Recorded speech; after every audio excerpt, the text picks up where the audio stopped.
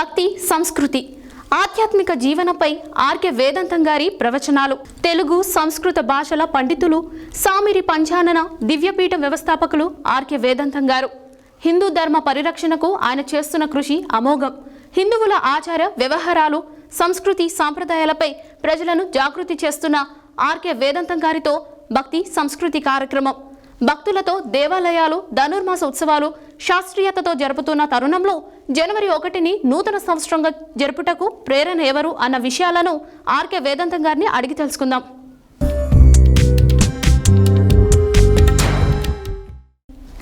సత్యన్యూస్ భక్తి సంస్కృతి కార్యక్రమానికి స్వాగతం స్వామి.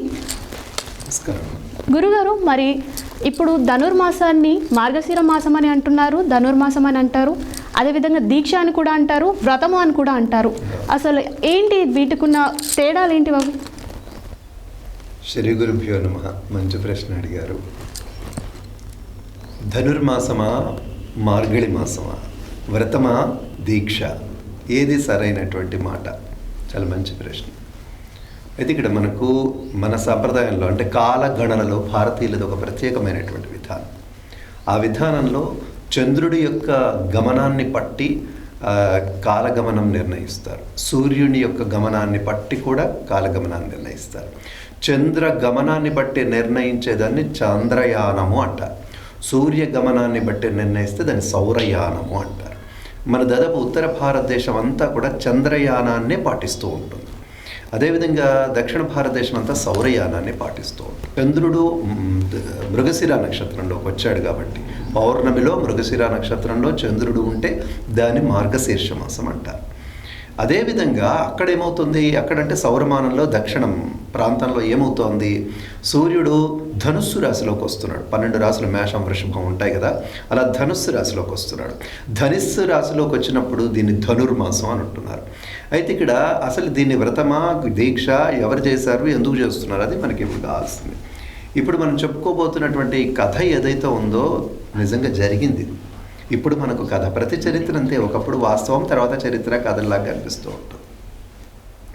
కలియుగం ప్రవేశించిన 97వ సంవత్సరం ఇది ఎప్పుడు జరిగింది? ఇప్పుడు మనం చెప్పుకునేది కలియుగం ప్రవేశించినటువంటి 97వ సంవత్సరం. అంటే ఇప్పుడు కలియుగం ప్రవేశించి 5225 సంవత్సరాలు అవుతుంది.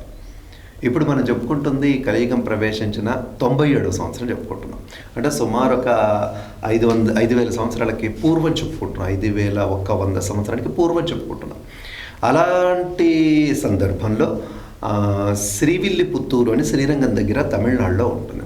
ఆ శ్రీవిల్లిపుత్తూరులో శ్రీ విష్ణు చిత్తుల వారు అని ఉండేవారు. శ్రీ విష్ణు చిత్తులు అంటారు ఆయన్ని. ఆయన పరమ భక్తుడు. చిన్నప్పటి నుంచి కూడా చక్కగా దేవుడికి మాలలను సమర్పిస్తూ ఉండేవాడు అక్కడ. అట్లా తులసి బాగా పెంచి తులసి మాలలు, పెద్ద మాలలు అల్లి అక్కడ ఉన్నటువంటి వటపత్రశాయి, నరసింహస్వామి, శ్రీరంగనాథుడు మొదలైన దేవాలయాలన్నింటికీ కూడా మాలలు సమర్పించడమే ఆయన నిత్యకృత్యంగా పెట్టుకున్నాడు. దానికోసం ఆయన సంసార లంపటాలు కూడా పెట్టుకోలేదు. ఎందుకంటే నాకు ఈ కార్యక్రమం ఏదైతే ఉందో సజావుగా సాగాలి, స్వామి అనుగ్రహం నాకు లభించాలి అని. అట్లా వెళ్ళిన సందర్భంలో ఏమవుతుందంటే అతనికి ఒక చిన్న బాలిక పాప దొరుకుతుంది ఆ తులసి కోటలో. ఆ పాపను తీసుకొచ్చి పెంచుకుంటాడు. పెంచుకునేటప్పుడు ఆయన పెట్టుకున్న పేరు ఏంటి అంటే కోదయ్య అని పేరు పెడతాడు. కోదయ్య అంటే పూలమాలిక అని అర్థం. అందరూ పిలుస్తూ అది కాస్త గోదయ్య అయింది. కోదయ్య అంటే పూలమాలిక, గోదయ్య అంటే ఇంకా అనేక అర్థాలు, మంచి అర్థాలు, పవిత్రమైన అర్థాలు ఇచ్చేటువంటి, విస్తృతమైన అర్థాలు ఇచ్చేటువంటి పేరుగా తయారైంది. గో అంటే ప్రాణం అని అర్థం ఉంది, గో అంటే ఓంకారం అనే అర్థం ఉంది, గో అంటే వేదము అనేటువంటి అర్థం ఉంది, గో అంటే జ్ఞానము అనే అర్థం ఉంది. ఇవన్నీ కూడా గో దా అంటే ఇచ్చేది అని అర్థం. అంటే ఆ పేరు అలా మారిపోయింది. మనం ఏదో సరదాగా పిలుస్తూ ఉంటాం, నారాయణ అని పేరు పెట్టుకొని నారిగా అని పిలుస్తూ ఉంటాం, ఇంకేదో పేరు పెట్టుకొని ఇంకేదో పిలుస్తూ ఉంటాం. ఇవన్నీ కూడా ఆ పేరును, దాని యొక్క అర్థాన్ని విపరీతంగా విరిచేవి లేదా అర్థం లేకుండా చేసేవి. కానీ విష్ణు చిత్తుల వారు పెట్టిన మొదటి పేరు అద్భుతంగానే ఉంది, మారిన పేరు కూడా అద్భుతంగానే ఉంది. అలా ఆ అమ్మాయి పెరుగుతూ పెద్దదైపోయింది. కొంచెం పెద్దదైన తర్వాత వివాహ వయస్సు వచ్చింది. చిన్నప్పటి నుంచి కూడా భారతం, భాగవతం, కథలు, ఆ రోజుల్లో ఉండేటువంటి విద్యా వ్యవస్థ కూడా అదే, ఆ ఇంట్లో జరుగుతున్నటువంటిది కూడా అదే. ప్రతిరోజు పూలమాలలు అల్లడం, కట్టడం, పంపించడం ఇదే జరుగుతూ ఉంటుంది. అలా కడుతూ ఉన్నప్పుడు ఆ చిన్న పాప అంటే కొద్దిగా పెరుగుతూ ఉంది. అంటే తన శరీరం మీద, తన అందం మీద తనకు దృష్టి వచ్చేటువంటి సమయం. అంటే యవ్వన వయస్సు వస్తున్నటువంటి సందర్భంలో తండ్రి కట్టేటువంటి మాలలన్నింటినీ తనేం చేస్తా ఉందంటే ఒక్కొక్క మాల మెడలో తనే వేసుకొని చూసుకుంటుంది. ఆ చూసుకోవడం ఎక్కడ చూసుకుంటుంది అంటే అక్కడ అద్దం ఉండదు, ఒక బావి ఉంటుంది. ఆ బావిలో తన నీడ చూసుకొని తను ఎలా ఉన్నానో అందంగా చూసుకొని మళ్ళీ యథావిధిగా గప్చుప్గా తీసి ఆ పూలదండలు ఒక దేవుడు ఆ తండ్రి తీసుకెళ్ళి అట్లా స్వామివారికి సమర్పిస్తూ ఉంటాడు. ఒకరోజు అనుకోకుండా ఈ మాలల్లో ఒక వెంట్రుక కనిపిస్తూ దాని నుంచి ఆయన చాలా ఖిన్నమైపోతాడు. మనిషి అంతా కూడా నేను మహా పాపం చేస్తున్నాను, ఇలా చేయకూడదు అంటే పవిత్రంగా మనం ఇప్పుడు పువ్వులు అనగానే బజార్లో కొనుక్కుంటాం, వెళ్తాం, తీసుకొని గుళ్ళో పడేస్తాం, వెంటనే వేయమంటాం. కానీ వాడు ఏ నీళ్లు చల్లుతాడో మనకు తెలుసు. వాడు చల్లేవాడు అసలు స్నానం చేస్తాడా, పూలు అల్లేవాడు స్నానం చేస్తాడా, అమ్మేవాడు స్నానం చేసి అమ్ముతాడా, ఆ చల్లే నీళ్ళు ఎక్కడి నుంచి తీసుకొచ్చి చల్లుతాడు. ఇది తీసుకుపోయి దేవుడు మెళ్ళ వేస్తున్నాం. పుణ్యం ఎంత పాపం ఎంత ఆలోచించుకుంటే చాలా ఘోరంగా ఉంటుంది. అసలు మనం పుణ్యం చేస్తున్నాం, పాపం చేస్తున్నాం. అంటే మరి పూలదండ ఎలా ఇవ్వాలి అంటే మనం కట్టి ఇవ్వాలి. లేదా ఒకవేళ నీవు తీసుకొచ్చుకుంటే కనీసం నీళ్ళు చల్లి 1 గంట 2 గంటలు అట్లా ఉంచి తర్వాత దేవాలయంలో అప్పచెప్పాలి. లేదా కనీసం దేవాలయంలో అయినా నీళ్ళు చల్లి వాళ్ళకి ఇవ్వాలి. కానీ మనం ఏం చేస్తూ ఉంటాం అంటే ఇలా తీసుకెళ్ళి అలా ఇచ్చేస్తూ వస్తూ ఉంటాం. అట్లా కాకుండా ఆయన పవిత్రంగా ఈ కార్యక్రమమే ఒక స్వామి యొక్క అనుగ్రహం కోసం స్వామి చెప్పినట్టుగా ఆదేశానుసారం చేస్తున్నట్లుగా ఇదొక పెద్ద ధ్యానంగా, ఇదో పెద్ద యజ్ఞంగా చేస్తున్నాడు ఆయన. అలా చేస్తున్న సందర్భంలో ఇలా ఉండడం అనేది ఆయనకు చాలా బాధ కనిపిస్తోంది. అనిపించి చాలా ఇబ్బంది పడుతూ పూలదండలు కూడా దేవాలయానికి తీసుకెళ్ళలేని పరిస్థితిలో తానుంటే అప్పుడు శ్రీరంగనాథుడే స్వప్నంలో కనిపించి లేదు ఆ అమ్మాయి చాలా భక్తురాలు, ఆమె సంగతి నీకు తెలియదు కాబట్టి ఆ మాలలు తీసుకురా, నాకేం ఇబ్బంది లేదని చెప్తాడు స్వామి. చెబితే తనకేం అర్థం కాదు, అయోమయంలో ఉంటాడు ఆయన, నిజమైన భక్తుడు. అందులో మనకు విష్ణుచిత్తుల వారిని పెరియాళ్వార్లు అంటారు.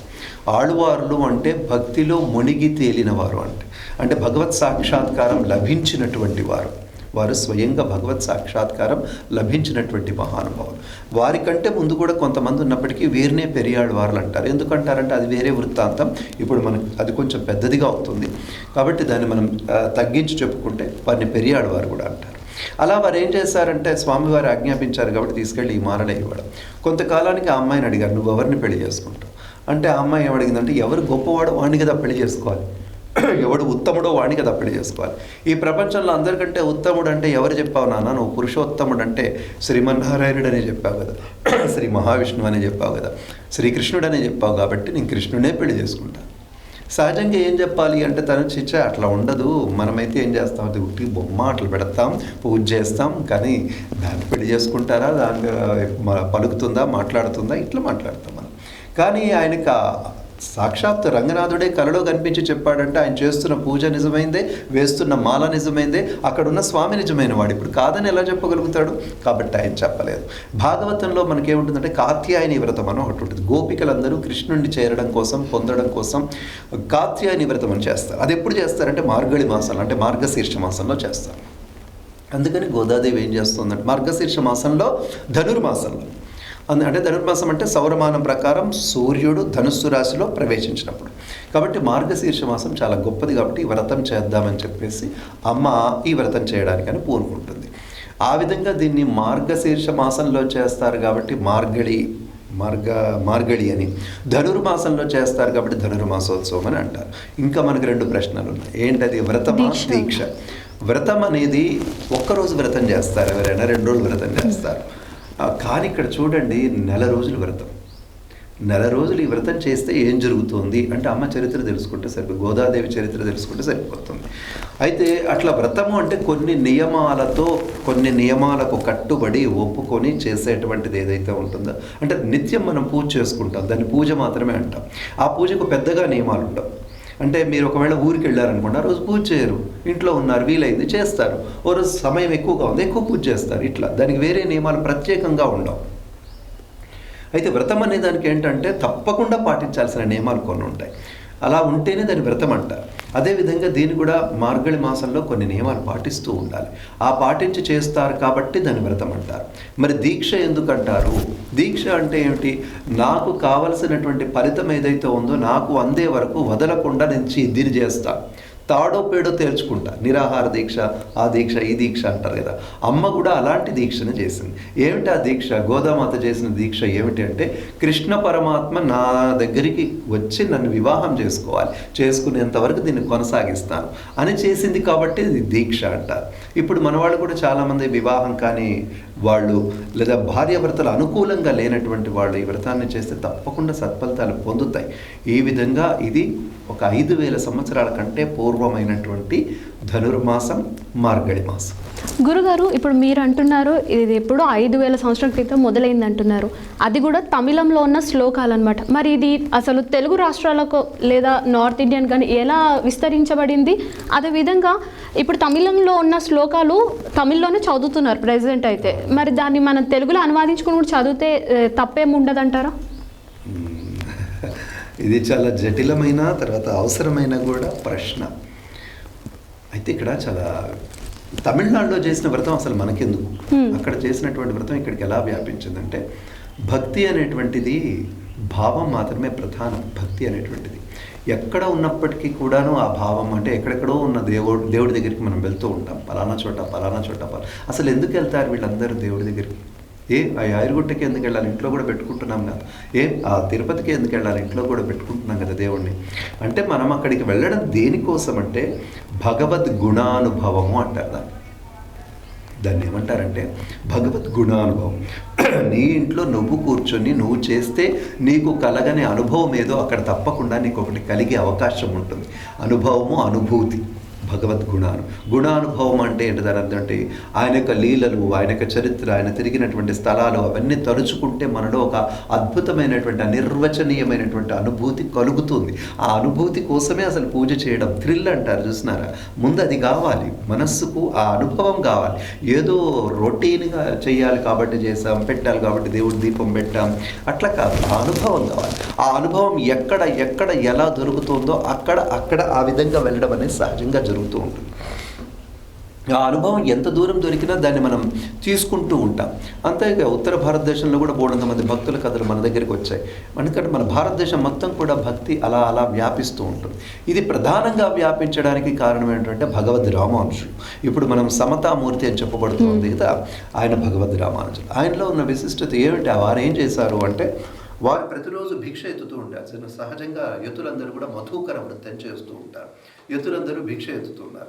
యతులందరూ భిక్ష ఎత్తుతూ ఉంటారు అంటే ఇప్పుడు మీకు వెంటనే ప్రశ్న రావచ్చు, ఇప్పుడు ఉన్నటువంటి పీఠాధిపతులు, ఇప్పుడున్నటువంటి యతులందరూ భిక్ష ఎత్తాలి కదా, ఎత్తుతున్నారా అంటే భిక్ష వేయడానికి కూడా ఒక అర్హత, ఒక విధానం ఉంటుంది. అంటే వేసేవాడిలో కూడా ఒక పవిత్రత ఉండాలి.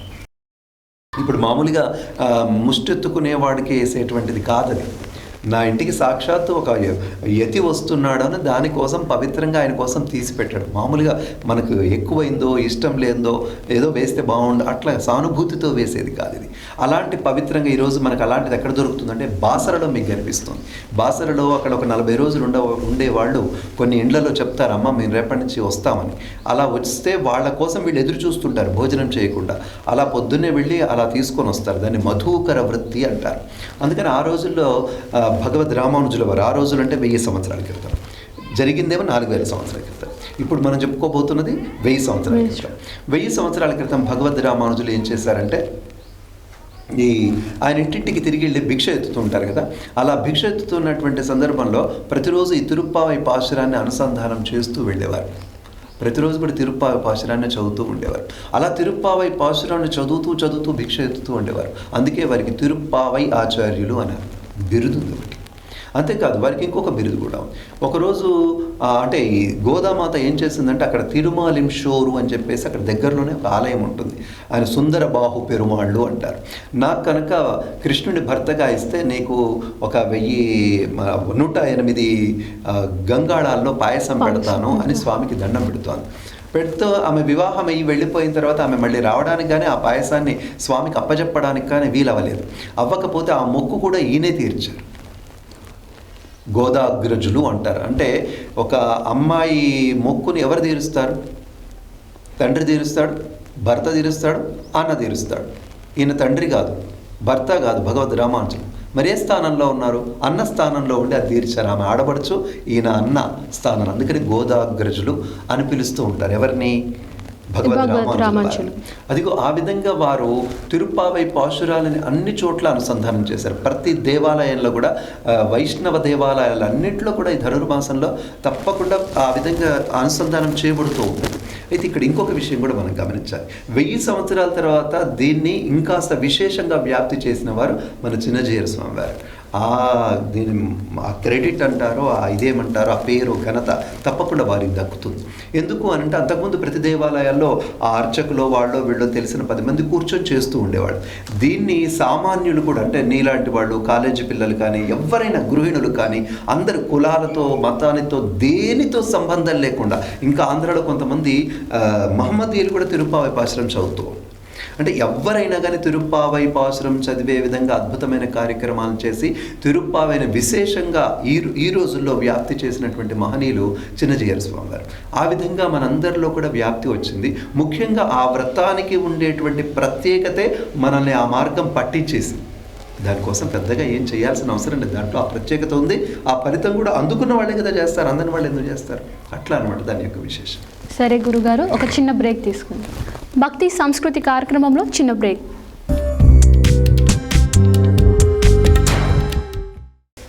భక్తి సంస్కృతి కార్యక్రమానికి తిరిగి స్వాగతం.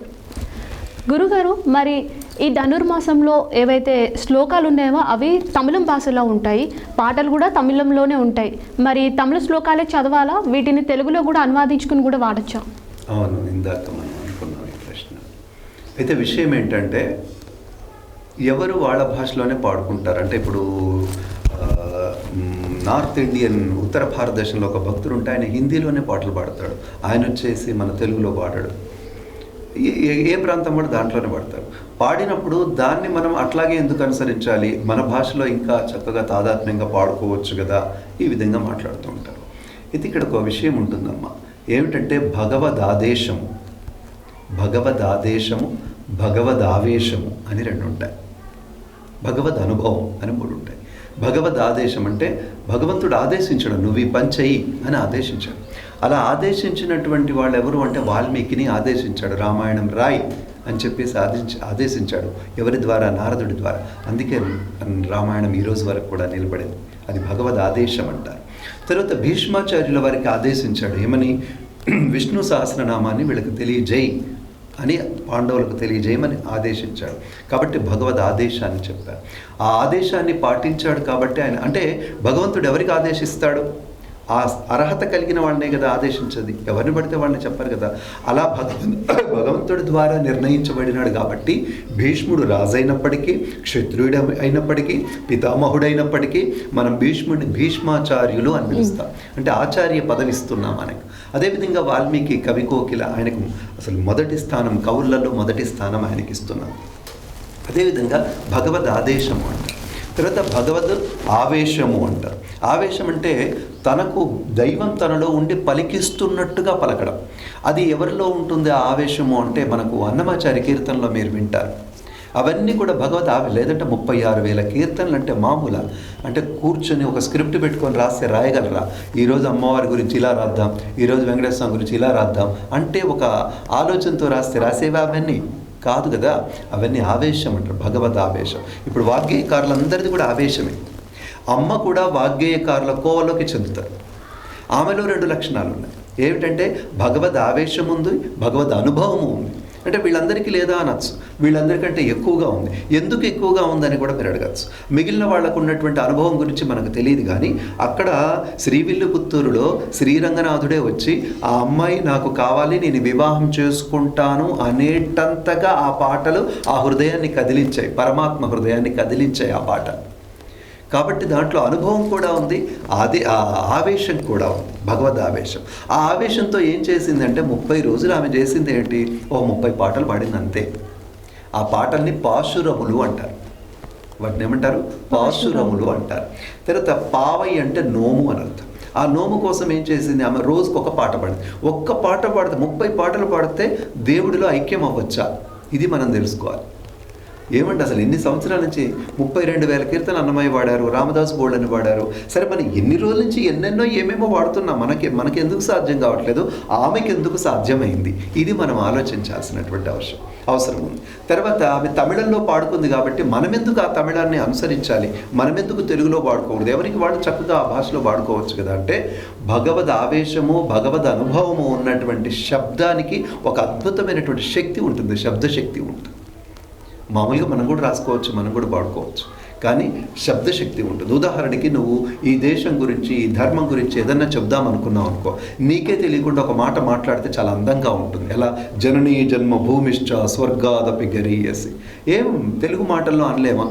అమ్మ చాలా గొప్పది, కన్న భూమి తల్లి చాలా గొప్పది అని అనలేమా? అనొచ్చునేమో, కానీ అంత అలా అంటేనే ఒక నిండుదనం ఉంటుంది. అలా అంటేనే ఆ రకమైనటువంటి భావన, ఆవేశం వస్తుంది.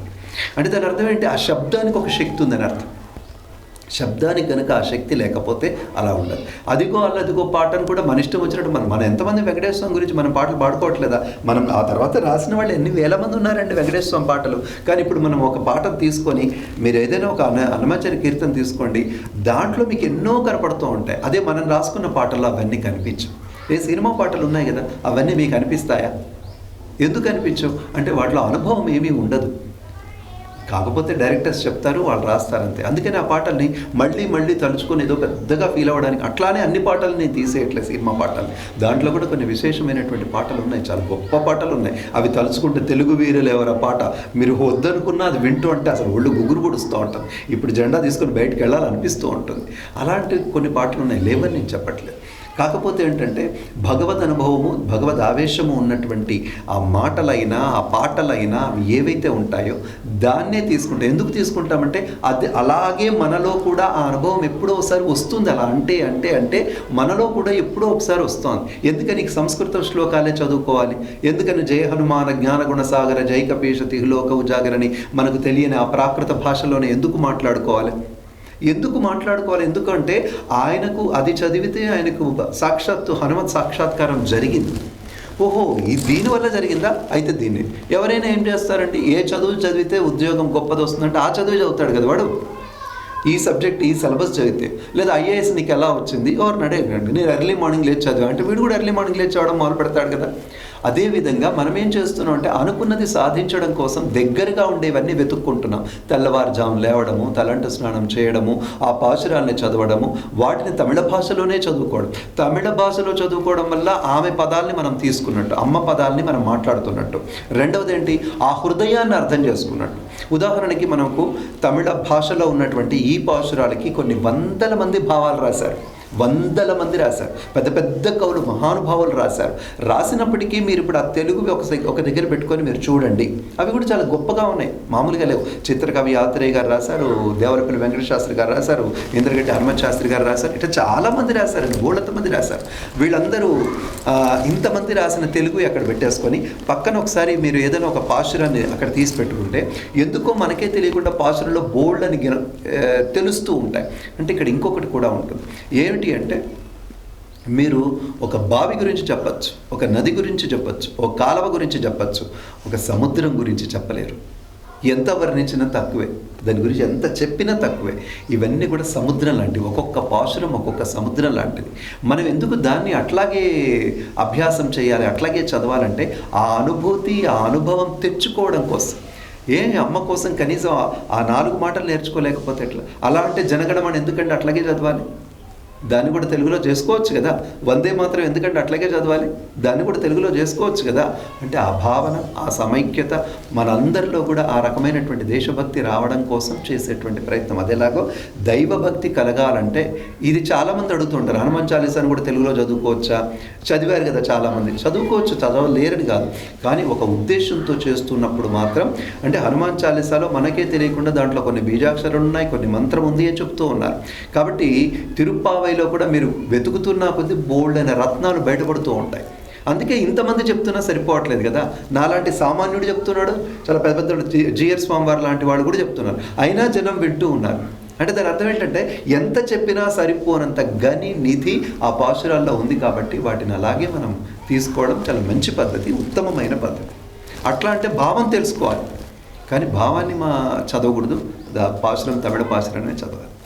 గురుగారు, అదేవిధంగా ఈ ధనుర్మాసంలో ఉత్సవాలను కూడా నిర్వహిస్తుంటారు, వాటి గురించి కూడా మాకు ప్రేక్షకులు వివరించారు. అంటే అమ్మ దీన్ని కేవలం గోదాదేవి కేవలం దీన్ని ఏదో రొటీన్గా అంత చేసినట్లుగా అట్లా చేయలేదు. దైవానుభవం, దైవానుభూతి, భగవదనుభూతి కలగడానికి కోసం ఎన్ని ఉంటాయో రోజుకొక మాదిరిగా అలా చేస్తూ ఉంది. అన్నిటికంటే ముఖ్యంగా ఆమె చేసింది ఏంటంటే బృందావనంలో గోప వనితలు ఎలా చేశారో అట్లా చేయడం కోసం ఆ ప్రయత్నం చేసింది. ఆమెకు బ్రాహ్మణ వనిత అయ్యుండి తనకు తాను తన మీద గొల్లతనాన్ని పిల్లతనాన్ని తెచ్చుకుంది, ఏమీ తెలియని బేలతనాన్ని తెచ్చుకుంది. ఎందుకంటే గొల్ల వనితలు గోపికలు ఉన్నారుగా, వాళ్లకు కృష్ణుడు కనిపించాడట, వాళ్ళతో మాట్లాడాడట. మరి వాళ్ళకు కనిపించిన కృష్ణుడు నాకెందుకు కనిపించడు? కాబట్టి నాకు తెలిసిన వేదాలు జ్ఞానం ఇదంతా పక్కకు పెట్టేస్తాను నేను ఇప్పుడు, పెట్టి కేవలం నేను ఇప్పుడు గోపికనే. ఇప్పుడు ఆ పక్కకు కొప్పు వేయడం ఉంటుంది చూసినారా, అదంతా దేనికోసం అంటే ఒక ప్రత్యేకమైనటువంటి పద్ధతిలో, అంటే ఒక దానిమంటారు బృందావనంలో ఉండేటువంటి గోపికలు ఏ విధంగా అయితే అలంకరించుకుంటారో ఆ విధంగా అలంకరించుకోండి. అట్లా ఆమె ప్రతిరోజు కొప్పే అలంకరించుకుంది కాదు, రోజుకో రకంగా అలంకరించుకుంటే ఈ అలంకారం కాస్త పెద్దదైంది. అంటే దీనికి కొంచెం ప్రాశస్త్యం వచ్చింది, ఇది కొంచెం ఎక్కువగా ఆకర్షించింది అందరినీ. కాబట్టి ఆమె ఏం చేసింది, ఒక గొల్ల వనితలాగా అయిపోయి ఏం చేసింది, తన చుట్టూ బృందావనాన్ని ఊహించుకుంది. భక్తి అంటేనే భావన అన్నది, భావనే లేకపోతే భక్తి ఉండదు. ప్రేమ అంటే భావన కదా, ప్రేమ అంటే ఎలా భావనో, ప్రేమ అంటే దైవం మీద ఉండేటువంటి ప్రేమ పేరే భక్తి, దేశం మీద ఉండేటువంటి ప్రేమ పేరే భక్తి. కాబట్టి ఆమెకు ఆ భక్తి భావనలో బృందావనాన్ని, తర్వాత గోపికలను, తన చుట్టుపక్కల ఉన్నటువంటి వాళ్ళందరినీ తీసుకొచ్చి ఒక్కొక్కరిని నిద్రలేపుకుంటూ, పడుకున్నటువంటి వాళ్ళందరినీ కూడా నిద్రలేపుకుంటూ అందరినీ తీసుకొచ్చి స్వామివారి సన్నిధిలోకి తీసుకుంది. దీంట్లో ఉన్నటువంటి అసలు పరమార్థం ఏంటంటే, అక్కడ దైవం నిద్రపోకూడదు, ఇక్కడ మనం నిద్రపోకూడదు.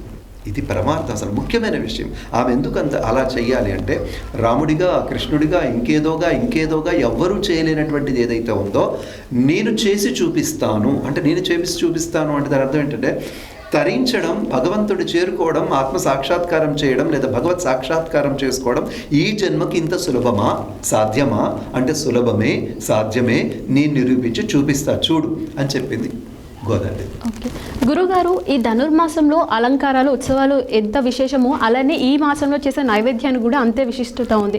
దాని గురించి కూడా మాకు కొంచెం క్లుప్తంగా వివరిస్తారు. ముఖ్యంగా ఇప్పుడు మనకు నైవేద్యం అంటే దీన్ని కట్టె పొంగలి అంటారు. దీన్ని ముఖ్యంగా కట్టె పొంగలి అంటారు. అంటే కట్టు పొంగలి, కట్టె పొంగలి తమిళంలో. ఈ పొంగలి కూడా తమిళనాడుకు సంబంధించినది.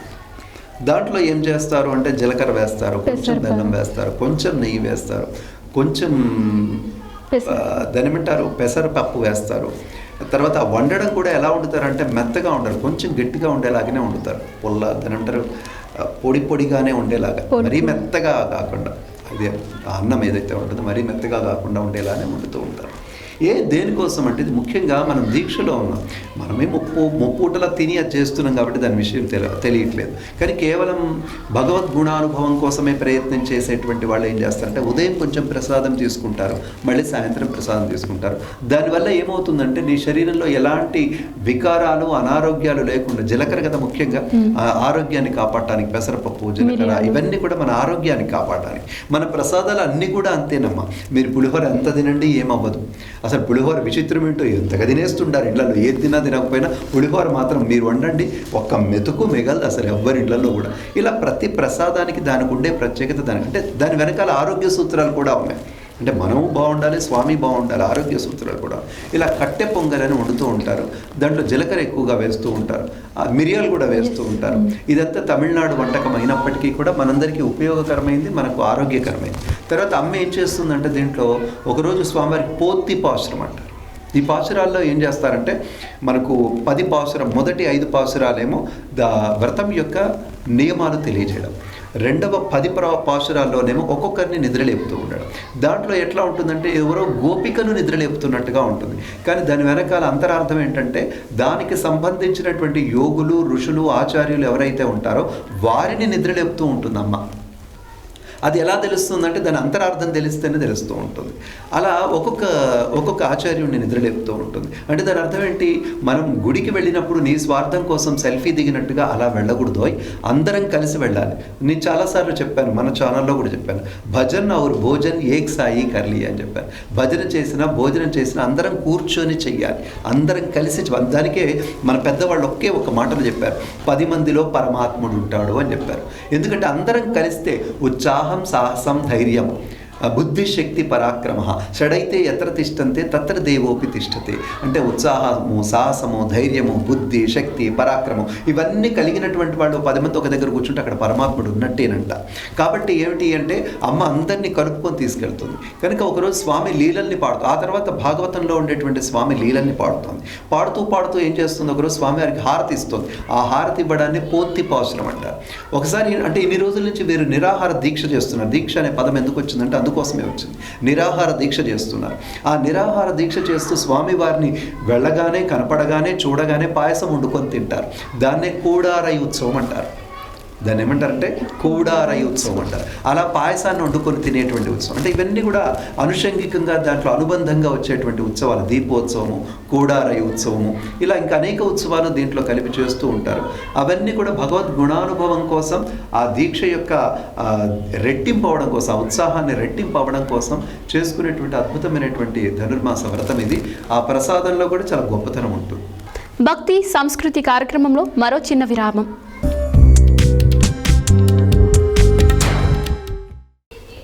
భక్తి సంస్కృతి కార్యక్రమానికి తిరిగి స్వాగతం. గురుగారు, మరి ఈ ధనుర్మాసం ఖచ్చితంగా సంక్రాంతితోనే ముగించడం డేట్లు కుదురుతున్నాయి కదా, ఇది అంత ఖచ్చితంగా ఎలా జరుగుతుంది? ఇది అద్భుతమైనటువంటి విషయం. ఇది ముఖ్యంగా ఇందాక నేను చెప్పాను, మన భారతీయ కాల గణన ఏదైతే ఉంటుందో చాలా గొప్ప విషయం ఇది. అంటే మిగిలిన వాళ్ళు ఇంకొంతమంది అసూయ పరులు అంటారో ఏమంటారు, ఏంటో విషయం, భారతదేశంలో మాత్రమే మనం అంటే పడని వాళ్ళు కొంతమంది ఉంటారు. అంటే మన హైందవ మతం అంటే పడని వాళ్ళు, మన సాహిత్యము, మన సంస్కృతి ఇవి పడని వాళ్ళు కొంతమంది చాలా విచిత్రంగా ఉంటుంటారు. వీళ్ళందరూ ఏమంటారంటే ఇది మన వాళ్ళది కానే కాదు, వీళ్ళు ఎక్కడి నుంచి అరువు తెచ్చుకున్నారు, ఇక్కడి నుంచి అరువు తెచ్చుకున్నారని ఏదో చెప్తూ ఉంటారు. కానీ మొత్తానికి భారతీయ కాలమానం, కాల గణన ఏదైతే ఉందో చాలా గొప్పది. ఆ గొప్పనైన కాల గణనలో ఇందాక మనం చెప్పినట్టు సౌరమానం అని చెప్పుకున్నాం. మేష వృషభ రాశుల్లో సూర్యుడు ప్రవేశించడం, తిరగడం అనేటువంటిది చెప్పుకున్నాం. అలా ఉన్న సందర్భంలో ఏం జరుగుతూ ఉంటుందంటే చాంద్రమానం కంటే సౌరమానం ఇంకాస్త స్పష్టంగా ఉంటుంది. ఎందుకు స్పష్టంగా ఉంటుందంటే దానికి ఒక పెద్ద విషయం ఏం లేదు. సూర్యుడు స్వయం ప్రకాశక శక్తి కలిగినటువంటి వాడు, చంద్రుడేమో స్వయం ప్రకాశ శక్తి ఉండదు ఆయనకు, సూర్యుడి ద్వారా వచ్చేటువంటిదే. కాబట్టి చంద్రుడి యొక్క కళల్ని, చంద్రుడి యొక్క గమనాన్ని లెక్కించడం కంటే సూర్య కళలు, సూర్య గమనాన్ని లెక్కించడం చాలా తేలిక మనకు. అందుకే ఈ మధ్యకాలంలో దానికి దృక్ సిద్ధాంత పంచాంగం అని కూడా వచ్చింది. కేవలం ఇదొక్కటే సూత్రం కాదు, దానికి మూలం ఇంకా చాలా ఉన్నాయనుకో, దాంట్లో ఇది ప్రధానమైనటువంటి అంశం. అలా దృక్ సిద్ధాంతమైనటువంటి పంచాంగం ద్వారా సూర్య గమనాన్ని కనుక మనం పరిశీలిస్తే నేనన్నట్టుగా కలియుగం ప్రవేశించిన 72 సంవత్సరాలకి, అంటే సుమారు 5000 సంవత్సరాలకు పూర్వం గోదాదేవి ఈ విధంగా 30 రోజులు, మాసపు రోజులు వ్రతాన్ని చేసిన తర్వాత రంగనాథుడు సాక్షాత్తు విష్ణుచిత్త ఆళ్వార్ల స్వప్నంలో కనిపించి, నేను ఆ అమ్మాయిని వివాహం చేసుకుంటున్నాను, నా దగ్గరికి పంపించండి అంటే, అసలు ఎలా చేస్తారో నాకు ఆ విషయమే తెలియదు, నువ్వు వచ్చావు చెప్పావు కానీ మరి నేనేం చేయాలి, దానికి విధానం ఏంటో నాకు తెలియదు కదా అంటారు ఆయన. అంటే సాక్షాత్తు శ్రీ రంగనాథుడే ఏం చేస్తాడంటే వాళ్ళకి కావలసినటువంటి అంటే ఆచార్యులని, దేవతలని, ఋషులను, గణాలని, తన దగ్గర ఉండేటువంటి వాళ్ళందరినీ, చివరికి గరత్మంతుడు వాళ్ళందరినీ కూడా ఆయన పంపించి వాళ్ళందరి ద్వారా అంగరంగ వైభవంగా చక్కగా ఒక అమ్మాయి వివాహం ఎలా జరుగుతుందో, అమ్మాయిని పెళ్లి కూతురు ఎలా చేస్తారో, ఆ ఋషిపత్నులందరూ కూడా అక్కడ ఉన్నటువంటి వాళ్ళందరూ. ఈ రోజు కూడా మీరు తమిళనాడు వెళితే శ్రీవిల్లిపుత్తూరులో మిరాసీదారులు అని ఉంటారు.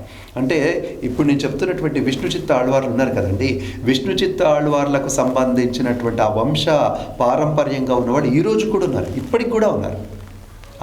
మీరు ఇప్పుడు కూడా ఆ గోదాదేవి చూసుకున్నటువంటి బావిని చూడొచ్చు, బావి కూడా ఉంది.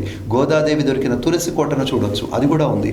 గోదాదేవి ఆరాధించిన వటపత్రశాయి మొదలైనటువంటి ఆలయం అది కూడా ఉంది. నరసింహస్వామి దేవాలయం ఉంది. అదేవిధంగా ఆ మిరాసీదారులు ఈరోజు కూడా ఉన్నారు. మీకు ఒక విషయం తెలుసా, ఆ మిరాసీదారుల ఇంట్లో నుంచి అమ్మవారికి సంబంధించినటువంటి అలంకరణ సామాగ్రి ఇవన్నీ ఈరోజు కూడా వెళ్తాయి. ఇప్పటికి కూడా వాళ్ళు అలాగే చేస్తున్నారు. అంటే వాళ్ళ అమ్మవారు వాళ్ళ ఇంట్లోంచి అట్లా వెళ్తూ ఉంటుంది అనమాట. ఈ రోజు కూడా వాళ్ళు ఒక పెళ్లి వాళ్ళు ఎలా అయితే ఉంటారో ఆ విధమైనటువంటి ఆచార వ్యవహారాలు ఇప్పటికి కూడా అంటే 5000 సంవత్సరాల తర్వాత కూడా ఆచారం నడుస్తోంది. అంటే అసలు ఆ విషయం ఎంత గొప్పదో ఒకసారి ఆలోచించండి. ఇది జరిగిందా, జరగలేదా, అవునా కాదా, ఇవన్నీ అసలు పిచ్చి ప్రశ్నలు ఇవన్నీ కూడా. అయితే ఆ రోజులు విష్ణుచిత్తుల వారు ఏం చేశారంటే అమ్మాయిని అలంకరించి శ్రీరంగనాథుడితో పాటు పంపించేస్తే అక్కడ ఆమె కర్పూరంలాగా హరించుకుపోయింది, రంగనాథుడిలో ఐక్యమైంది. ఇది మనకు చెబుతూ ఉంటారు. ఇది మనకున్నటువంటి ముఖ్యమైనటువంటి విశేషం వ్రతంలో. అలా కలియుగంలో స్వామిలో ఐక్యమైనటువంటి వాళ్ళు ఇద్దరు ఉన్నారు.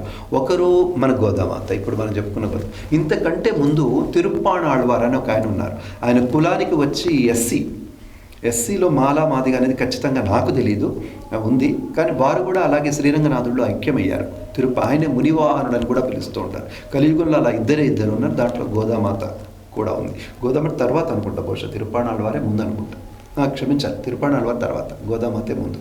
ఆ విధంగా గోదామాత అక్కడ ఐక్యమైంది రంగనాథుడు. అలా వివాహ వ్యవస్థ మొత్తం, వివాహం కూడా గోదాదేవికి వివాహం కూడా జరుగుతూ ఉంటుంది. కనుకనే వివాహం చేస్తారు. ఆ వివాహం చేసుకున్నటువంటి రోజు ఏదైతే ఉందో అది భోగి రోజు. భోగం అంటే దాని అర్థం ఏంటంటే నీకున్నటువంటి సంపదలన్నీ కూడా అనుభవించేటువంటి పరిస్థితి ఉండడాన్ని భోగం అంట. యోగము అంటే నీకుండేటువంటి, యోగం అంటే దాని అర్థం ఏంటంటే అవన్నీ సమకూడడాన్ని యోగం అంటారు. ఉదాహరణకి నువ్వు ఒక వాహనం కొనుక్కోవడం యోగం, గృహం కొనుక్కోవడం యోగం, వీటన్నిటిని యోగం అంటారు. భోగ భాగ్యాలు అంటారు, చూసారు, 2 పదాలు ఉపయోగిస్తారు. భాగ్యాలంటే సంపదన అర్థం, భోగం అంటే దాని అర్థం ఏంటంటే ఆ సంపదలని అనుభవించగలిగే అవకాశము, అవసరము ఇవన్నీ నీకు ఏర్పడాలి. ఉదాహరణకి మనం ఇల్లు కొనుక్కున్న ట్రాన్స్ఫర్ అయ్యి ఎక్కడికో వెళ్ళిపోయినాం, వేరే రాష్ట్రానికో ఇంకెక్కడికి వెళ్ళిపోయినాం. ఆ ఇంట్లో అస్సలే ఉండటానికి వీళ్ళవట్ల సొంత ఇల్లు అయితే కొనుక్కున్నాం, ఎప్పుడూ ఉంటాం. అంటే దాని అర్థం ఏంటి? భాగ్యం ఉంది, భోగం లేదని అర్థం. ఎవడో ఒకడు ఉన్నాడు, బండి కొనుక్కున్నాడు, యాక్సిడెంట్ అయింది, నీ జీవితంలో నువ్వు కారు నడిపోద్దు అన్నాడు డాక్టర్. ఏం పాడైంది? భాగ్యం ఉంది, భోగం లేదు. కాబట్టి భోగము కావాలి మనకు, భాగ్యము కావాలి. అయితే ఇక్కడ భాగ్యము ఎవరు? శ్రీరంగనాథుడే భాగ్యం, పరమాత్మనే భాగ్యం. అసలు ఆ మాటకు వస్తే అస్మత్ కులధనం భోగ్యమస్తుమే అంటారు. అస్మత్ కులధనం అంటే మా యొక్క కులధనం తవ పాద పంకజం అని చెప్తూ ఉంటారు. స్వామివారి యొక్క పాదాలే మనకు సంపద, మిగిలినవి కాదు. అంటే తమకు మనకు అని చెప్తూ ఉన్నప్పుడు మీకు కొంచెం ఎబ్బెట్టుగా ఇబ్బందిగా అనిపించవచ్చు. అంటే మనం ఇట్లా భావిస్తూ ఉంటే పొద్దున్న లేస్తే మనం వేటి కోసమో వెంపర్లాడే మనకు స్వామివారి పాదాల గురించి అంత గొప్పగా మాట్లాడే అర్హత ఉందా అని మీరు కనిపించవచ్చు. ముందు మనం ఏం చేస్తున్నాం అంటే దేహాల గురించి భావిస్తూ ఉన్నాం. కానీ వాళ్ళు నేను దేహాన్ని కాదు అనుకున్నది ఎవరు? గోదామాత. నేను ఆత్మను అనుకున్నప్పుడు ఆత్మకు చేరాల్సిన స్థానం ఏది? పరమాత్మ స్థానం. ఆత్మ చేరవలసిన విధానం ఏది? అది అమ్మ మనకు చెప్పింది. ఆత్మను పరమాత్మ సన్నిధికి చేర్చవలసిన విధానం ఏంటో 30 డేస్లో చెప్పింది. 30 రోజుల్లో తమిళ భాష, 40 రోజుల్లో ఇంగ్లీష్ భాష అన్నట్టు 30 రోజుల్లో ఆత్మను పరమాత్మకు చేర్చే విధానం ఇంత సులభమైన మార్గమో చెప్పింది. మరి ఎందుకు సాధ్యం అవ్వట్లేదు మనకు అంటే, అక్కడ 30 రోజుల్లో తమిళ భాష నేర్చుకున్న వాళ్ళు లేరా? పుస్తకాన్ని పట్టుకొని 40 రోజుల్లో ఇంగ్లీష్ భాష నేర్చుకున్న వాళ్ళు లేరా? మరి మనకెందుకు సాధ్యం కావట్లేదు అంటే దానికి ఏం చెప్తాం మనం? అక్కడ ఏం చెప్తామో సమాధానం ఇక్కడ కూడా అదే చెప్పాలి. నేర్చుకున్నవాడు ఎలా నేర్చుకున్నాడో ముందు చూసి దాన్ని కనుక మనం ఖచ్చితంగా అనుసరిస్తే తప్పకుండా మనకు కూడా ఆ భాష వచ్చినట్టుగానే ఈ ధనుర్మాస వ్రతాన్ని అమ్మ ఎలా చేస్తుందో మనం కనుక భావించగలిగితే, మనం ఎంతసేపటికి ప్రసాదాలు ఏమున్నాయా, అక్కడ ఎంత ఉత్సవం గొప్పగా చేస్తున్నారా, మిగిలిన వాటి గురించి ఆలోచిస్తున్నాం. కానీ అమ్మ ప్రధాన ఉద్దేశం ఏంటంటే ఆత్మను పరమాత్మ సన్నిధికి చేర్చుట. ఆమె చేర్చింది, ఆమె వెళ్ళింది, ఎవరో కాదు. నువ్వు చేరమంటే నువ్వు చేరతావా, ఆయన చేరమంటే ఆయన చేరతారా? కాదు కదా. అందుకే నేను చేరి చూపిస్తా అని తానే స్వయంగా వెళ్ళి చేరి చూపించింది. అలా చేరి చూపించినటువంటి విధానాన్ని ధనుర్మాసం అంటారు. అలా పరమాత్మ సన్నిధికి చేరి పరమాత్మలో లీనమవ్వడానికంటే భోగం ఈ ప్రపంచంలో ఇంకేముంటుంది? ఆ భోగం ఆండాళ్ దేవి అనుభవించింది కాబట్టి ఆ పండగ పేరు భోగి పండగ అంటారు. భోగి అనే పేరు అలా వచ్చింది. భోగి, సంక్రాంతి పండుగ అంటారుగా, భోగి అనే పేరే అలా వచ్చింది. అమ్మవారు భోగించినటువంటి, అంటే పరమాత్మను చేరుకున్నటువంటి రోజు.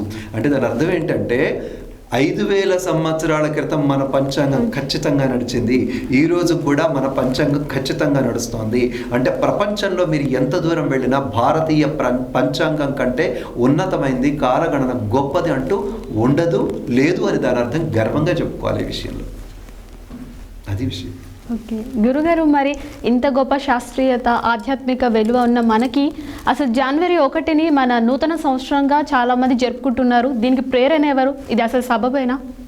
అవసరం అసలు ఈ సబ్జెక్ట్లో అది అవసరం ఉండదు, కానీ వస్తుంది, జనవరి దగ్గరకు వస్తుంది కాబట్టి, నీ మనసులో ఆందోళన ఉంది కాబట్టి. సరే, అయితే విషయం ఏంటంటే ఇంత కాలగణనను అంటే పండగలా తీసుకుంటున్నాం మనం. సంక్రాంతి అంటే సంక్రాంతి, ఏ పండగ అయినా ముందు ఏం తిందాం, ఏం తాగుదాం, ఎలా ఎంజాయ్ చేద్దామని చూస్తాం ముందు పండగ. అయితే పండగలో ఉన్నటువంటి అంతరార్థం ఏంటి అంటే దీపావళి అంటే టపాకాయలు కాల్చుదామా, దీపాలు పెడదాం. అసలు దీపాలు ఎందుకు పెడుతున్నామో తెలిస్తే కదా మనకు. టపాకాయలు ఎందుకు కాల్చుతున్నాం, దీపాలు ఎందుకు పెడుతున్నాం, ఆ విషయమే మనం తెలుసుకోకుండా చేస్తాం. దాని రోజు కూడా ఏ బట్టలు కట్టుకుందాం, ఏ సెల్ఫీలు దిగుదాం, ఎంతమంది గ్రూప్లో పెడతాం, ఎంతమంది లైకులు కొడతారు. ప్రతి పండగ వెనకాల తినడం, తాగడం, దాన్ని ఎంజాయ్ చేయడమే తప్ప దానికి పరమార్థం ఉంటుందనే విషయం మర్చిపోతున్నాం. చివరికి ఎంత దౌర్భాగ్యం వచ్చేసింది మన దేశంలో అంటే 15th ఆగస్టు 26 జనవరి కూడా ఒక సెలబ్రేషన్ అయిపోయింది. అది సెలబ్రేషన్ ఎట్లయితుందండి? అది అమరవీరుల స్మారక దినోత్సవం లాంటిది. మన కోసం ఎంతమంది ప్రాణాలు వడ్డారో వాళ్ళ గురించి తెలుసుకోవాలి కదా. ఏ స్కూల్లో ఏ టీచర్కి ఎంతమంది స్వతంత్ర నేతల పేర్లు తెలుసు, ఏ స్కూల్లో ఏ పిల్లలకి తెలుసు అని. మ్యాథ్స్ డే చేస్తారు, శ్రీనివాస రామానుజన్ అంటే ఏంటో తెలియదు, ఎందుకో తెలియదు. టీచర్స్ డే చేస్తారు, సర్వేపల్లి రాధాకృష్ణ అంటే ఏంటో తెలియదు, ఎందుకు చేయాలో తెలియదు. అంటే కేవలం సెలబ్రేషన్ కోసం వచ్చాం కాబట్టి మనకు కాలం యొక్క గొప్పతనం తెలియట్లేదు. అలా కాలం యొక్క గొప్పతనం తెలిస్తే మీరు జనవరి 1 చెయ్యరు. అస్సలు చెయ్యరు. ఎందుకోసం అంటే ఇంత గొప్ప కాలగణన ఉన్న మన వాళ్ళు ఏం చెప్తున్నారు, చైత్ర మాసంలో వచ్చేటువంటి పాడ్యం ఏదైతే ఉందో, ఉగాది ఏదైతే ఉందో అది మన సంవత్సరాది అని చెప్తున్నారు, మొత్తుకుంటున్నారు. అంటే దానికి సంబంధించినవి కూడా ఉన్నాయి. ఆ తిథి, వార, నక్షత్రాలు ఇవన్నీ కూడా దాని యొక్క గొప్పతనం కూడా ఉంది. ఆ నక్షత్రంలో పుట్టడం వల్ల వాడికి సంక్రమించేటువంటి లక్షణాలు, ఆ యోగంలో పుట్టడం వల్ల వాడికి వచ్చేటువంటి లక్షణాలు, జ్యోతిష్ శాస్త్రం సైంటిఫికల్గా కరెక్ట్. అంటే మనం దాన్ని ఉపయోగించుకుంటున్న విధానంలో తేడాలు ఉండొచ్చు, కానీ సైంటిఫికల్గా జ్యోతిష్ శాస్త్రం తప్పని ఎవరు అనలేదు ఇంతవరకు. ఎవ్వరు వ్యతిరేకించలేదు దాన్ని. ఇక్కడ మీరు బాగా గమనించాలి. శాస్త్రీయంగా జ్యోతిష్ శాస్త్రం కరెక్టే. దాన్ని ఇంప్లిమెంట్ చేసేటువంటి పద్ధతిలో, అనుసరించే పద్ధతిలో, దాని గురించి అనవసరంగా అపోహలు, ఊహలు చెప్పేటువంటి పద్ధతిలో తేడాలు ఉన్నాయి.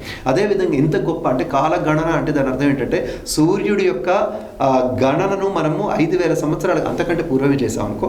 5000 సంవత్సరాలకు పూర్వం చేసిన సూర్య భోగి పండగ ఎట్లయితే ఉందో అది ఇప్పటికి కూడా వస్తుంది. కాబట్టి ఇంత గొప్ప కాలగణన ఉన్న మనము ఆ జనవరి రోజున అర్ధరాత్రి, అసలు కాలం మారిందంటే ఏం మారాలండి? కాలం మారిందంటే అసలు జరగాల్సిందేంటి? ఎగరడము, దూకడము, పెడబొబ్బలు పెట్టడము, ఇవా జరగాల్సింది. కాలం మారుతూ అన్నది అంటే కాలంతో పాటు మన హృదయం మారాలి, మన ఆలోచనలు మారాలి. కొత్త రోజులోకి ప్రవేశిస్తున్నాము అంటే కొత్త ఆలోచనలు రావాలి, కొత్త లక్ష్యాలు రావాలి, కొత్త ఆచరణ రావాలి, పాత చెత్త చెదరం వదులుకోవడానికి సిద్ధంగా ఉండాలి. ఇది కదా కావాల్సింది. ఇదంతా జరగకుండా ఓ అర్ధరాత్రి కేకలేసి పెడబొబ్బలు పెట్టి ముగ్గులు పాపం ఆడవాళ్ళు సంక్రాంతికి కూడా ఇయ్యరు, రోజు కూడా ఇయ్యరు. ఆ జనవరి 1 నాడు రాత్రిపూట వాడు పెగ్గులేయడం, ఏ ముగ్గులేయడం, ఏంటో ఈ గోల నాకు అర్థం కాదు. దానివల్ల ప్రయోజనం అంటే ఇటు పక్క సాంప్రదాయబద్ధంగా ఈ ముగ్గులు వేస్తుంది అనుకోండి, మరి పెగ్గులేయడం ఎక్కడుంది? లేదుగా మన దగ్గర. ఈ ముగ్గులు వేసే రోజు పెగ్గులు వేయచ్చా? వాడికి బుద్ధి లేదా, ఈమెకి బుద్ధి లేదా? లేదా వీళ్ళిద్దరిని చూస్తూ మనం కొత్త పండగ వచ్చింది, హ్యాపీ న్యూ ఇయర్ అని చెప్తున్నా, మనకు బుద్ధి లేదా? అందుకని మనం గత సంవత్సరంలో కూడా చేసాం ఇట్లాంటి జనవరి మీద చాలాసార్లు చేసుకున్నాం మనం. ఇక్కడ విషయం ఏంటంటే కొంచెం అయితే మార్పు నాకు కనిపిస్తుంది నా అనుభవంలో. గతంలో జనవరి 1కి మన వాళ్ళు అతిగా స్పందించినంత ఇప్పుడు స్పందించట్లేదు. కాకపోతే చైత్ర మాసంలో స్పందించాల్సినంత స్పందించట్లేదు. కాబట్టి మనకు చైత్రం నుంచే మనకు గ్రహ రాశులు కానీ ఈ విధానం అంతా కూడా మారుతూ ఉంటుంది. కనుక మనకు ఉగాది 1 మాత్రమే సంవత్సరాదిగా తీసుకోవాలి. కానీ ఈ మధ్యకాలంలో ఏమంటారంటే అమెరికాలో ఉన్నాం, మేము విదేశాల్లో ఉన్నాం కాబట్టి దాన్ని ఫాలో అవుతాను, లేదంటే మా వాడు అక్కడి నుంచి డాలర్లు పంపిస్తున్నాడు కాబట్టి మేము దాన్ని ఫాలో అవుతాం. ఇట్లా మూర్ఖులు కొంతమంది తయారవుతూ ఉంటారు. గతి లేక అక్కడికి పోతున్నావో లేదంటే అవసరం కోసం అక్కడికి వెళ్తున్నావు. మీరు ఒకటి బాగా గమనించండి. ఈరోజు ఇప్పుడు ఉన్న పడాన మీరు ఎక్కడికైనా ఏ దేశానికైనా ఫోన్ చేసి మీ దగ్గర ధనుర్మాసం చేస్తున్నారా అని అడగండి. 10 మంది కుటుంబం భారతీయులున్న ధనుర్మాసం చేస్తున్నారండి. వీళ్ళు చేయడం కాదండి, విదేశీయులు వస్తున్నారండి. వీళ్ళు రావడం కాదండి, ఇస్కాన్ సంస్థ అనే ఒకటి ఉంటుంది. కృష్ణాష్టమి చేస్తే ప్రపంచం మొత్తం చేస్తోంది ఆ ఇస్కాన్ సంస్థ పేరు మీద. అంటే దాని అర్థం ఏమిటి? భారతీయ ఆచారాలన్నీ సక్రమమైనవి, సబబైనవి, మంచివి, దీన్ని ఆచరించవచ్చు అని ప్రపంచమంతా ఒప్పుకుంటే మనకు బుద్ధి లేక ఇక్కడ కూర్చొని విదేశీయ డబ్బులు మిగుతున్నాం కాబట్టి వాడి పాట పాడతామంటే అంత బుద్ధి తక్కువైనటువంటి విషయం కదా ఇది. కాబట్టి అట్లా కాకుండా ఇక్కడున్న తల్లిదండ్రులు కూడా మేల్కోవాలి, వాళ్ళందరూ కూడా మేల్కోవాలి. అంటే నేనేమంటానంటే నీ పుట్టినరోజున కాకుండా నీకు శుభాకాంక్షలు చెప్తే బెర్రివేదవా నువ్వు వాడికి రెస్పాన్స్ ఇవ్వడానికి? అది మన పుట్టినరోజే కాదు, కాబట్టి నేనేమంటానంటే అది కేవలం క్యాలెండర్ మారుతోంది అంతే. క్యాలెండర్ మారడం అంటే జనవరి ఫిబ్రవరి మారింది, మార్చి మారింది, నిన్న మొన్న నవంబర్ మారింది. ఏం జరిగింది? అట్లాగే ఇప్పుడు డిసెంబర్ కూడా మారుతోంది. అంతేగాని దాంట్లో పెద్ద తేడా ఏం లేదు. కాలగమనము, కాలం మారడము, గ్రహ గతులు మారడము, మన పరిస్థితులు మారడం అనేది చైత్రమాసంలోనే ఉగాది నుంచి ప్రారంభమవుతుంది. మీ ఛానల్ ద్వారా నేను మరొకసారి ఈ ప్రశ్న నువ్వు లేవదీసావు కాబట్టి మన వాళ్ళందరికీ ఏం చెప్తున్నానంటే, మీరు జనవరి 1 ఏదైతే ఉందో కాలం మారుతోంది, లేదా సంవత్సరం మారింది, డేటు మారుతోంది. అంతేగాని మన గేటు మారదు, మన ఫేట్ మారదు. మన గేటు కానీ ఫేట్ కానీ మారాలంటే అది ఉగాది నుంచి మారదు. కాబట్టి దయచేసి మీరందరూ దీన్ని కేవలం క్యాలెండర్ మార్పుగా మాత్రమే తీసుకోండి, కానీ అనవసరంగా దానికోసం రాద్ధాంతాలు చేయకండి. ముఖ్యంగా యువతను కొంచెం అంటే మీరు కనుక మెలకుతూ ఉంటే మీ పిల్లలు కూడా అలా ఉంటారు. మెలకుతూ ఉండడం అంటే అర్ధరాత్రి లేచి ఉండడం కాదు, ఇది మనది కాదు అని తెలియజేయడం. అలా ఇప్పుడు విదేశాల్లో నడుస్తోంది. మన వాళ్ళు కూడా మన సంప్రదాయాన్ని అనుసరిస్తున్నారు. భారతదేశంలో ఉన్న మనం కూడా దాన్ని తప్పకుండా అనుసరిస్తే మన కాల గణనలో అంటే మన శాస్త్రీయులు మనం గౌరవించినట్లు అవుతుంది. మన శాస్త్రాన్ని మనం గౌరవించుకోకుండా ఎదుటివాడిని గౌరవిస్తూ గొప్పగా ఫీల్ అయిపోతే వాడిని ఏమంటారు? ఫూల్స్ అంటారు కదా. ఏప్రిల్ ఫూల్స్ అంటే ఏప్రిల్లో ఉండరు. జనవరి 1వ తారీఖు నాడు ఎవడైతే హ్యాపీ న్యూ ఇయర్ చెప్తాడో వాడే ఏప్రిల్ ఫూల్. అసలు ఇప్పుడు ఏప్రిల్ ఫూల్ పోయి మనం వాళ్ళని జనవరి ఫూల్ అనొచ్చు అంటే సరిపోతుంది. కాబట్టి ఇప్పటికైనా మన వాళ్ళు గమనిస్తారని నేను కోరుకుంటున్నాను. ధన్యవాదాలు గురుగారు. మీరు ఇచ్చిన ఈ సందేశం ద్వారా ధనుర్మాసం ఒక విశిష్టత, అదేవిధంగా అందులో దీక్ష వ్రతం అనే డిఫరెన్స్ కూడా చాలామంది తెలుసుకుని ఉంటారు. ఇప్పుడు నడిచే ధనుర్మాసంలో కూడా చాలామంది ఈ దీక్షను ఆచరిస్తున్న వాళ్ళకు కూడా సందేహాలు కూడా తీరుతాయి. విదేశీ భాష కావాలి, విదేశీ ఉద్యోగం కావాలి, విదేశంలో ఉన్న సంబంధం కావాలని పరుగులు తీయడమే కాకుండా మన సాంప్రదాయ ఉత్సవాలను నిర్వహించాలని గురువుగారు ఆర్కే వేదాంతం గారు తెలియజేస్తున్నారు. ఆయన బోధనలను పాటిస్తూ జీవితంలో ఉన్నతంగా ఎదగాలని సత్య న్యూస్ ఛానల్ కోరుకుంటుంది. మరో భక్తి సంస్కృతి కార్యక్రమంలో మళ్ళీ కలుద్దాం. అంతవరకు సెలవు. Stay tune to Satya news. జనం కోసం, జాగృతి కోసం మన ఛానల్ సత్య న్యూస్ ఛానల్.